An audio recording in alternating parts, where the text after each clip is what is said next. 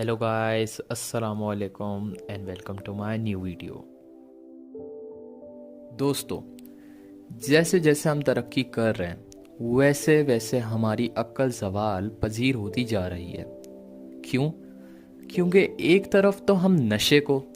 और नशा करने वाले लोगों को अच्छा नहीं समझते,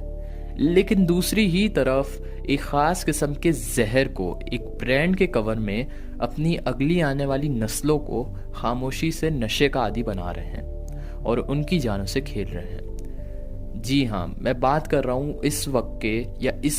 ज़माने के मशहूर ब्रांड्स में से एक ब्रांड कोका कोला की। अब आप लोगों में से बहुत सारों ने ये नोट किया होगा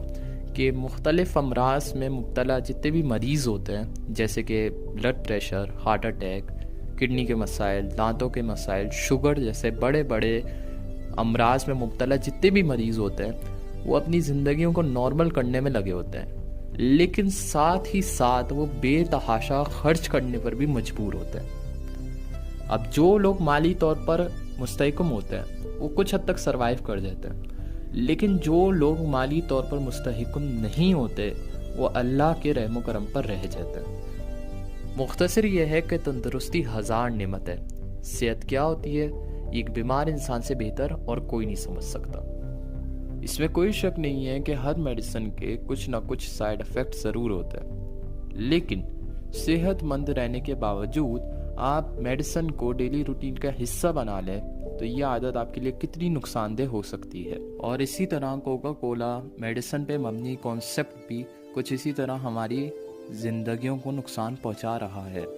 वैसे तो तमाम सॉफ्ट ड्रिंक्स सेहत के लिए नुकसानदेह हैं, लेकिन अभी तक की तहकीक के मुताबिक सबसे ज़्यादा ख़तरनाक सॉफ्ट ड्रिंक कोका कोला है, जिसका इस्तेमाल हमारी ज़िंदगी का एक आम हिस्सा बन चुका है। शादी का कोई फंक्शन हो या घर में कोई दावत हो, इस तरीके की सारी तकरीबात में अगर सॉफ्ट ड्रिंक या कोका कोला ना हो तो ये तकरीबात अधूरी रह जाती हैं। बच्चा हो या बूढ़ा, मर्द हो या औरत, सब इसके आदी बनते जा रहे हैं। अब अगर हम कोका कोला की हिस्ट्री के बारे में बात कर लें तो कोका कोला 1886 में जॉन पेबर्टन नामी एक शख्स ने बनाई थी। अब ये एक सिरप या एक मेडिसिन के तौर पर मार्केट में मुतारिफ कराई गई थी, जिसको नर्व टॉक्सिक भी कहा जाता था। असल में इसका काम ये था कि जो लोग एग्जाइटी में होते हैं या जो लोग बहुत ज़्यादा स्ट्रेस्ड होते हैं उनमें से ये सारी चीज़ें वो ख़त्म कर सकती थी, लेकिन उस पर कोई ख़ास कामयाबी ना होने की वजह से ये फार्मूला जॉन पेबर्टन ने ईसा ग्रिग्स केंगलर को दे दिया। अब यहाँ से कोका कोला की एक न्यू जर्नी स्टार्ट होती है, जिधर ईसा ग्रिग्स केंगलर ने जब ये फार्मूला जॉन पेबर्टन से ले लिया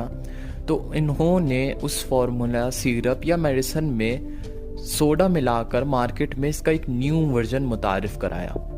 जो कि एक बहुत ख़तरनाक बात है कि मेडिसिन के अंदर उन्होंने एक सोडा मिला दी और फिर उसको मार्केट में मुतारिफ कराया।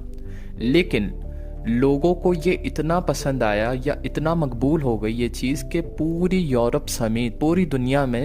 ये बहुत ज़्यादा मकबूल हो गई, इसको बहुत शोहरत मिली। तो ये एक छोटा सा मैंने आपको पस मंज़र, बैकग्राउंड या हिस्ट्री बताई कोका कोला की कि ये दुनिया में किस तरह मकबूल हुई। और ये एक फैक्ट है कि नॉर्थ कोरिया और कूबा जैसे ममालिक के अलावा पूरी दुनिया में जितने भी ममालिक हैं उनमें कोका कोला भी इस्तेमाल हो रही है और लोग इसको बड़े जोश, जज्बे और फ़ख्र से इस्तेमाल कर रहे हैं। और कोका कोला के हवाले से एक बहुत ही मिस्टीरियस बात कि कोका कोला में इस्तेमाल होने वाले जितने भी इंग्रेडिएंट्स हैं, जितने भी अज्जा हैं, उनमें से ज़्यादातर अभी तक सीक्रेट हैं। और कहा जाता है कि एटलांटा का एक लॉकर है जिसमें ये सारे इंग्रेडिएंट्स या सारे अज्जा लिख के रखे गए हैं। अब ये बात कितनी हद तक सच है इसके बारे में मैं तो कुछ नहीं कह सकता, लेकिन साइंटिस्ट के मुताबिक जितनी उन्होंने कोका कोला पर रिसर्च की है उन्होंने ये पता लगाया है कि कोका कोला में कैफीन, फॉस्फोरिक एसिड और शुगर की बहुत बड़ी मिकदार पाई जाती है। इसको सीक्रेट रखने की एक बहुत बड़ी वजह ये भी हो सकती है कि लोग ये ना जान लें कि कोका कोला पीने के बाद फ्यूचर में उनके सेहत पर क्या क्या असरात मुरतब होंगे। एक कोक टिन में तकरीबन 10 चम्मच चीनी पाई जाती है, जो कि हर एज ग्रुप के लिए, चाहे छोटा हो, बड़ा हो, बूढ़ा हो, सबके लिए डेली इंटेक से काफ़ी ज़्यादा है। इस बात का अंदाज़ा आप इस तरह लगा सकते हैं कि आप अभी इमेजिन करें कि अभी आप किचन में खड़े हैं और अभी आप 10 चम्मच चीनी अपने ग्लास में डालें, उसको पानी के साथ मिलाएं और पी जाएं। तो यही कुछ हालत आपकी जब होती है जब आप एक कोक टिन पीते हैं। अभी सवाल ये पैदा होता है कि जब आप 10 चम्मच चीनी अपनी इंटेक में लेते हैं तो आपको उल्टी क्यों नहीं आती? उसकी वजह यह है कि एक रिसर्च के मुताबिक जब आप कोक पीते हैं तो जिस्म का शुगर लेवल इतना हाई हो जाता है कि अगर कोक में फॉस्फोरिक नाम का एसिड ना हो तो आप वॉमिट करना शुरू कर देंगे। और आप ये जानकर बिल्कुल हैरान रह जाएंगे कि सिर्फ और सिर्फ कोक पीने के 20 मिनट बाद हमारे जिस्म का शुगर लेवल इतना हाई हो जाता है कि वो इंसुलिन तक ब्रस्ट कर देता है। अब मजबूरन जितना भी शुगर होता है वो जिगर लेकर फैट में कन्वर्ट करना शुरू कर देता है, जिससे आपको मोटापे का बहुत ज़्यादा ख़तरा हो जाता है और साथ ही साथ ये बीपी को भी इंक्रीज़ कर देता है, जिससे किडनीज पर भी बहुत बुरा असर पड़ता है। अब इसमें भी कोई शक नहीं है कि कोक पीने के बाद हम कुछ देर के लिए रिलैक्स हो जाते हैं, लेकिन कोक में मौजूद जो कैफ़ीन होता है, जो हमारी बॉडी में एब्जॉर्ब हो चुका होता है, वो और ड्रिंक्स की या और कोक की ख्वाहिश पैदा करता है और कुछ ही घंटों के अंदर हमारा जिस्म सुस्त होना शुरू हो जाता है, क्योंकि हमारे जिस्म में यूरिक एसिड बढ़ने लगता है। और कोक पीने के बाद जिस्म के ख़ास दबाव में रहने की वजह से बहुत सारे बॉडी पार्ट्स सुन्न होने लगते हैं और आहिस्ता आहिस्ता कोक हमारे जिस्म में पानी को रिप्लेस करने लगती है,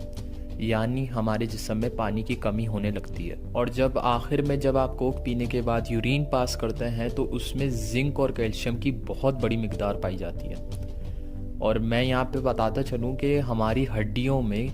99% कैल्शियम स्टोर होता है, जो कि सॉफ्ट ड्रिंक की बदौलत जब आप अपने बॉडी से वो